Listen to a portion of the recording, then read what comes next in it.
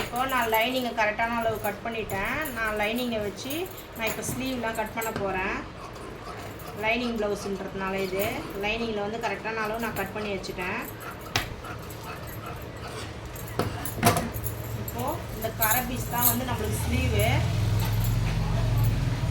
கரை பீஸை வந்து இதேமாதிரி டபுளாக மடிச்சிக்கலாம்.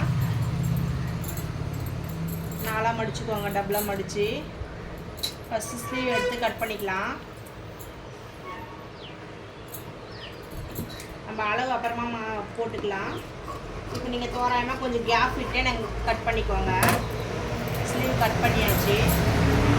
இப்போது இந்த பீஸை நம்ம இந்த பக்கம் ஸ்ட்ரெயிட்டாக வந்து மடிக்க போகிறோம். டபுள் ஃபோல்டு பண்ண போகிறோம்.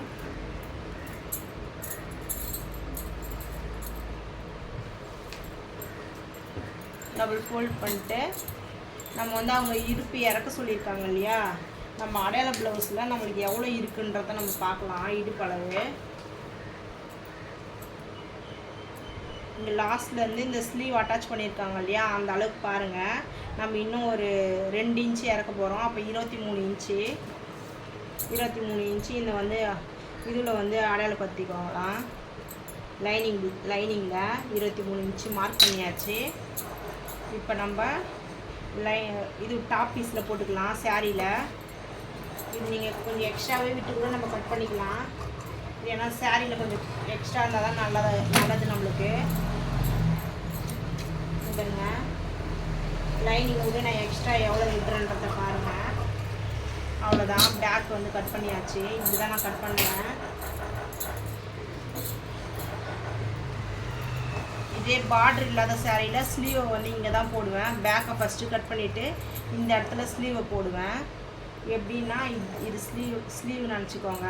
இது ஸ்லீவ் இப்படி போட்டு கட் பண்ணிவிட்டு அதுக்கப்புறம் நான் ஃப்ரண்ட்டை கட் பண்ணுவேன். இதில் பார்டர் வச்சதுனால நம்ம முன்னாடியே கட் பண்ணுறது ஆகிடுச்சு. இப்போ இது ஃப்ரண்ட்டு போட்டுக்கலாம்.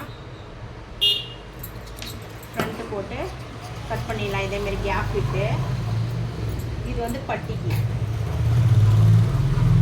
நான் அப்படியே ஜாயிண்ட்டாக விட்டுருவேன். அட்டாச் பண்ண பிறகு தான் இந்த ஃப்ரண்ட்டை அட்டாச் பண்ணிட்டு அதுக்கப்புறமா வந்து இந்த பட்டி பீஸை போட்டு அட்டாச் பண்ணிட்டு அப்புறம் ஜாயிண்ட்டு கட் பண்ணி விடுவேன்.